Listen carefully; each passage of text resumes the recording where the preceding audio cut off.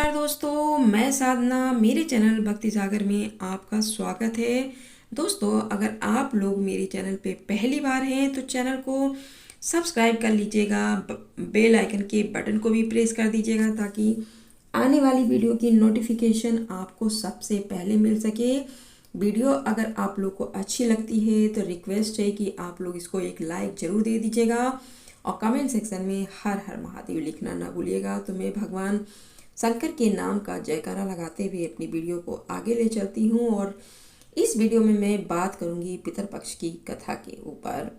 दोस्तों, पितरपक्ष के को जो है श्राद्ध पक्ष के भी नाम से जानते हैं और अगर इसमें जो है पितरों के नाम से हवन और तर्पण किया जाता है तो पितर खुश होते हैं, उनकी आत्मा तृप्त हो जाती है और जब पितर खुश होते हैं तो उनका हमारे घर परिवार पे विशेष आशीर्वाद प्राप्त होता है, जिससे जो है हमारे घर में धन धान की कमी नहीं होती है और सुख शांति सदैव बनी रहती है।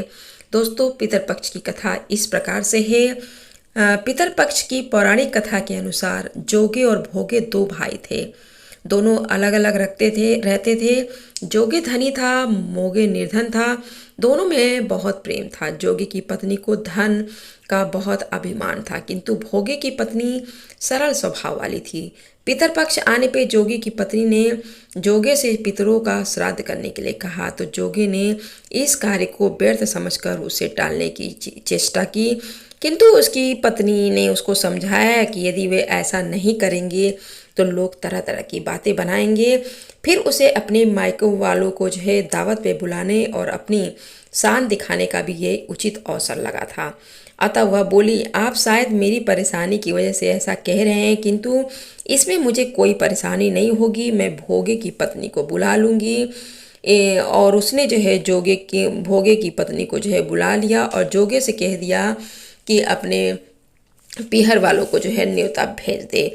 दूसरे दिन उसने भोगे की पत्नी को बुलाकर सुबह सवेरे जो है बुला लिया और भोगे की पत्नी जो है सुबह सवेरे घर में आके अपने काम में जुट गई। उसने रसोई तैयार की, तरह तरह के पकवान बनाए, सभी काम निपटा कर अपने घर आ गई, क्योंकि भोगे की पत्नी को भी जो है पितरों का श्राद्ध करना था। इसी वजह से जो है जोगे की पत्नी ने उसे नहीं रोका और न ही वह रुकी।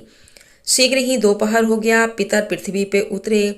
जोगे भोगे के पितर पहले जोगे के यहाँ गए और तो वहाँ जाकर क्या देखते हैं कि जोगे के ससुराल वाले जो है भोजन पर जुटे हुए हैं, तो निराश होकर वे वहाँ से जो है भोगे के यहाँ चले गए।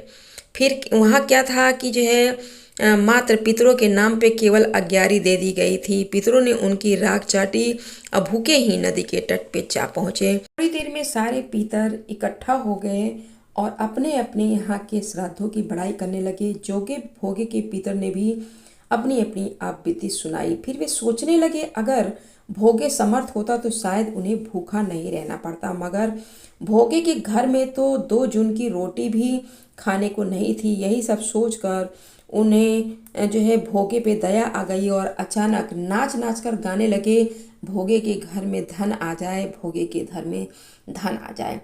जो है सांझ होने पर भोगे के बच्चों को कुछ भी खाने को नहीं मिला। उन्होंने माँ से कहा, माँ भूख लगी है। तब उन्हें टालने की गरज से भोगे की पत्नी ने कहा, जाओ, आंगन में हौंदी रखी हुई है, उससे जाकर खोल लो और जो कुछ भी मिले मिल बांट कर खा लेना।